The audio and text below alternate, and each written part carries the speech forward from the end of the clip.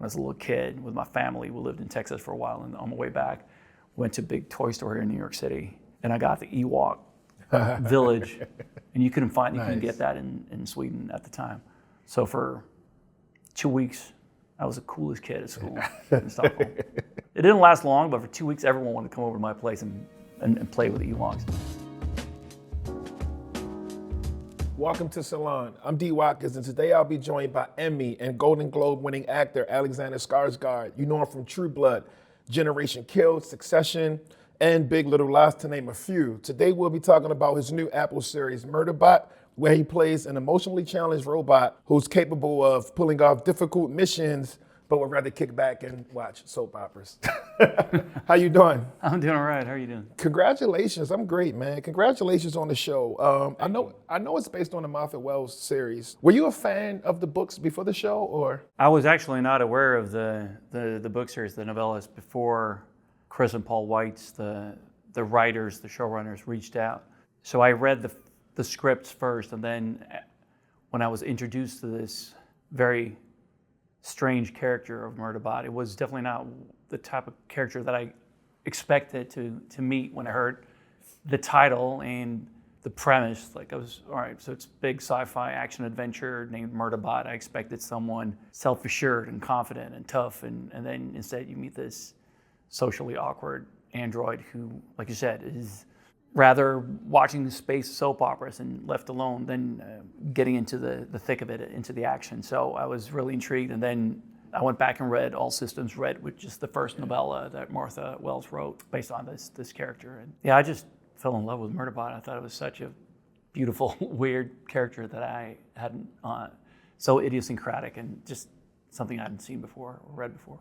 You gave us a pretty good rundown of who he is, but for our viewers who aren't necessarily familiar with the world, can you just walk us into where we meet Murderbot?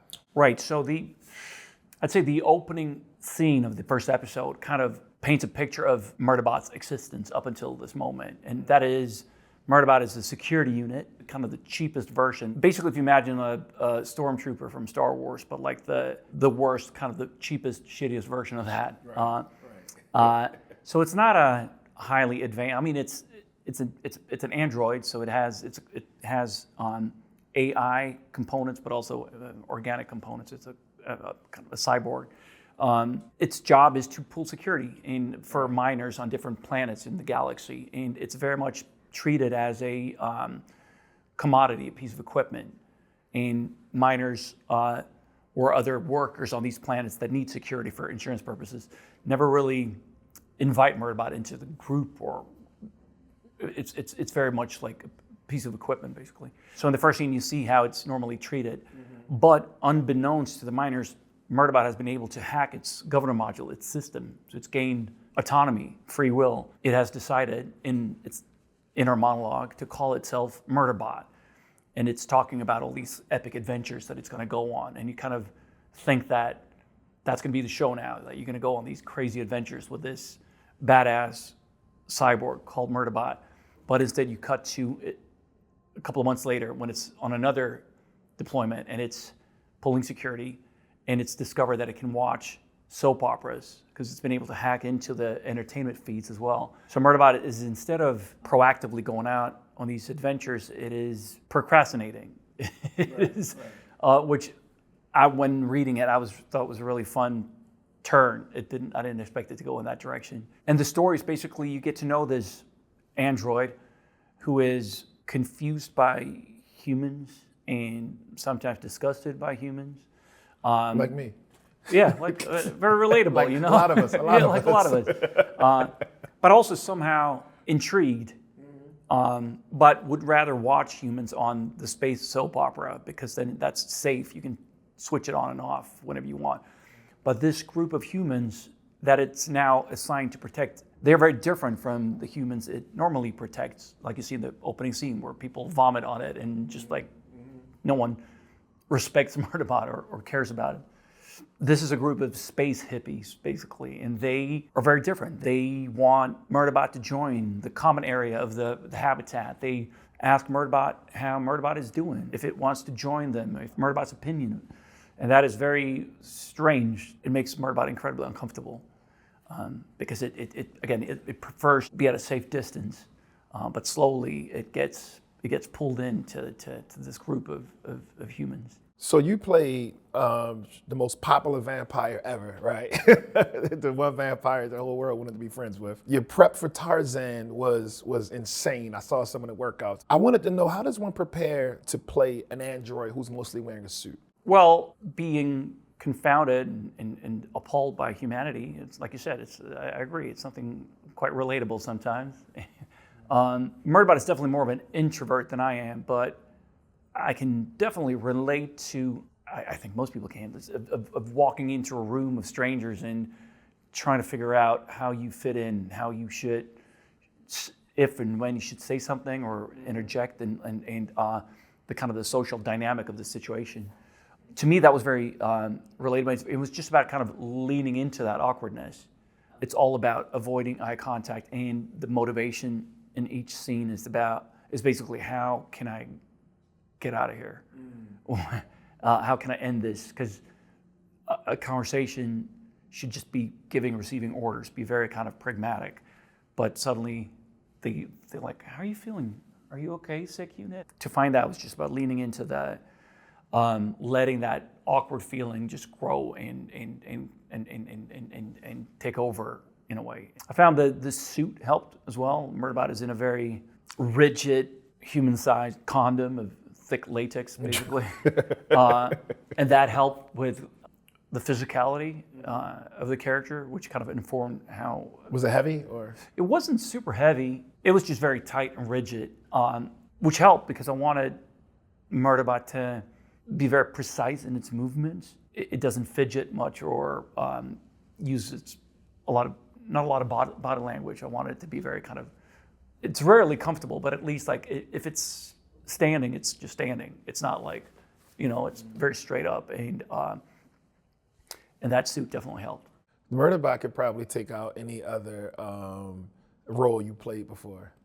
Like if you had to put Murderbot against Tarzan, or if you had to put Murderbot, who's gonna beat Murderbot? I mean, I think Eric Northman would probably put up a pretty good fight. Because he's got that vamp speed, like he's fast. Well, I'll write an epic episode of it. He could beat the guy you Northman. played in Succession. He could take him right out.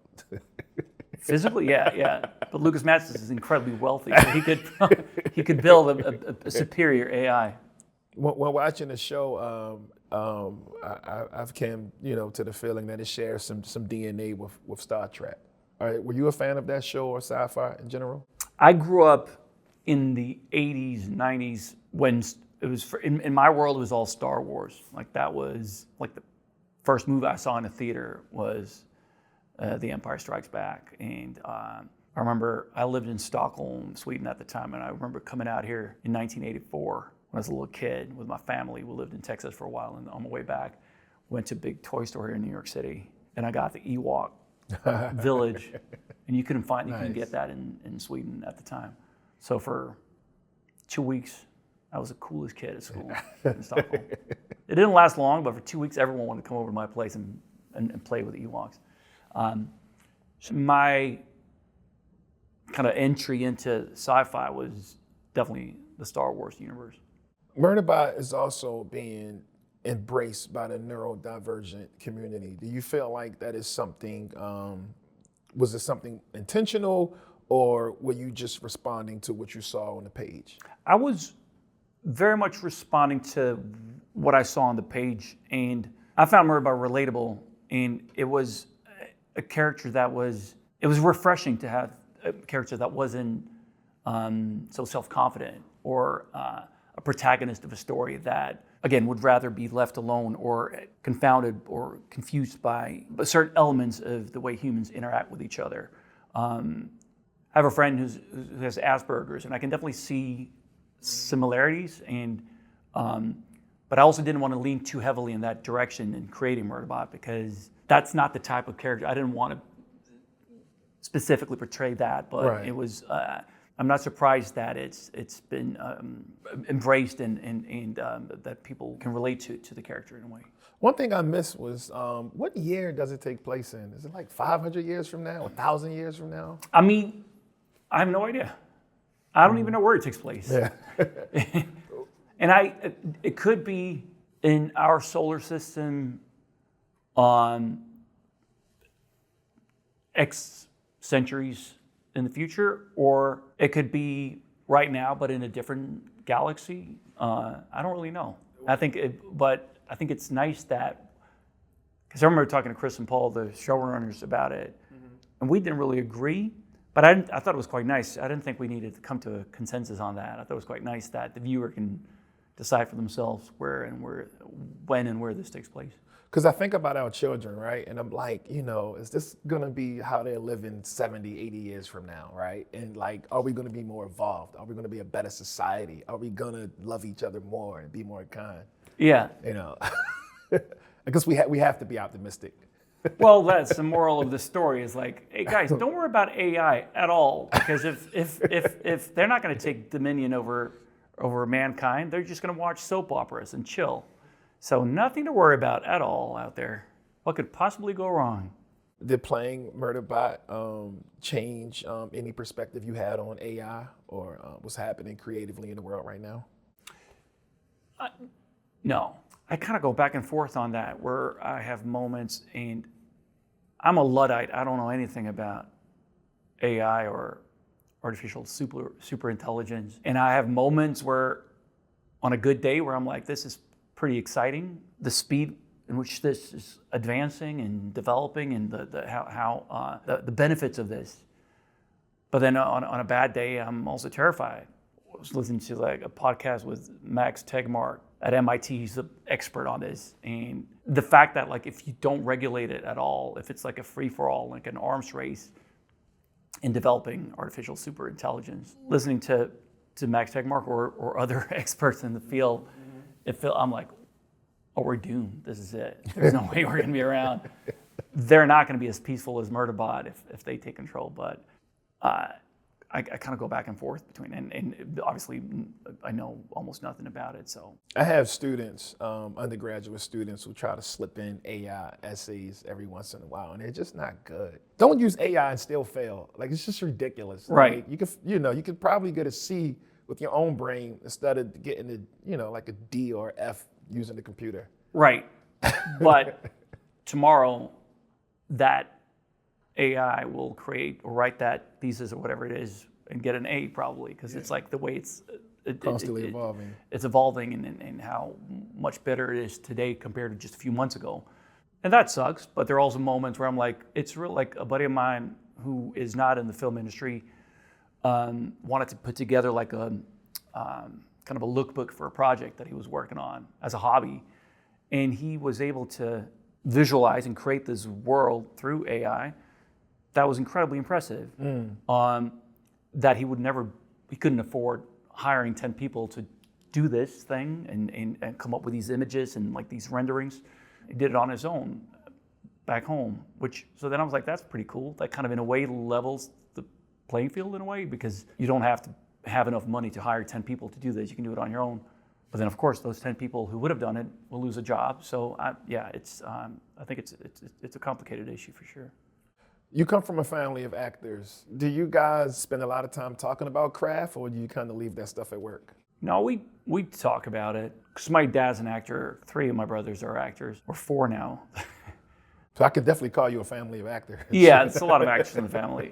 And it's a big part of our lives. So of course and we travel a lot, and so when we get together, it's a lot of it is about the project, but also like the adventure, what was that experience like, the working with maybe some people that someone else had worked with before. And I think it's a healthy level. I think we definitely talk about Does it ever get competitive? Like, you ever see one of your brothers cast for a role and you're like, I would have done way better? It doesn't really, no, because we're all quite different. I think we're up for different roles. So I think it would have been harder if we were up for the same roles. I can see how that could have been painful. Like if you're really excited about a role and you're auditioning and you try to get it and then you don't get it and then you're like, We found this guy who looks just like you, and he's a little cheaper. yeah. A little younger, a little more A handsome. little younger, yeah. What about getting the whole family together on one project? Has that ever been a conversation? There's been no, not the whole family. That would be exciting and also terrifying, probably. No, I'd be down, but there's been a couple of opportunities to work with brothers, and my dad and I were both in a movie called Melancholia years ago. We only had like 1 or 2 scenes together, but at least we were like on location together for a month, which was awesome. There's been a couple other opportunities, but nothing that we've been excited enough about creatively. So I think if we come across something or if we think of something that we want to develop, I'd love it. I think it'd be fantastic to work with my brothers and my dad. Murderbot can download whatever he wants. If you had that power, right, what would be the first 5 films you would download? I mean, we do have that power, don't we? Like, I mean, with all we the do. streaming But you can services download them inside your brain and watch them in your glasses between here and the next interview. Okay. I'd say a lot of 80s comedies. That would be kind of my go-to shows that I go back, or movies that I go back to watch and rewatch, or shows that I loved and movies that I loved when I was a kid. Some hold up, some have definitely not aged well, but like a lot of Steve Martin, Chevy Chase, that kind of 80s stuff, those. So, we were talking about just like you've played so many roles. Is there a role that you're most commonly offered? Is it something that's always coming across your desk, or? A lot of dark, disturbed characters. I don't know what that says about me. That's a lot of darkness coming my way. Yeah. Well, I think it's also kind of informed by what I've done not most recently, but in the past couple of years. Especially if something hits the zeitgeist, then I notice that there's a lot of incoming projects that are tonally similar to the character that I've played, which is rarely exciting, because then it's like, yeah, this is cool, but I've literally just played this character for 6 months, so like then it's fun to go off and do something different. And that's part of the reason I was so excited when Murderbot landed in my lap, where I'd done like The Northman and Infinity Pool prior to Murderbot, both incredible experiences, but really dark characters and just weird, like disturbing stuff. I felt kind of primed and ready for something tonally different and something that leaned more towards comedy. Is there anything you would like to do that you haven't done yet? It's not like one dream role that I have like on a pedestal, like that's who I need to play. Not really. I kind of just stumble my way through my career and find stuff and like, oh, this excites me. And then, and I've been very blessed and lucky to have had these opportunities to work on really interesting characters. And if I can keep stumbling forward and stumbling into great, fun, weird, occasionally really dark characters, but occasionally lighter, then I'm very happy. But I like that, because we never really know what we want to do until we're presented with the opportunity. So it's better to just not put limitations on it. But then that's a beautiful way to go through life. But then I have friends and colleagues who are like, I need to play Iago, and then they make that happen. They put it together, and like I admire that. But I don't. For me, there's never been that one role that I got to play that one. Whatever you play next, we'll be watching. Thank you so much for coming on. Murderbot is excellent. We can't wait for the world to see it. I appreciate it. Thanks, Dee. Thank you. Thank you. Thanks for having me. Thank you for watching Salon Talks. Be sure to subscribe as we feature some of your favorite artists, authors, and more. And while you're here, you might as well watch another video by clicking right here.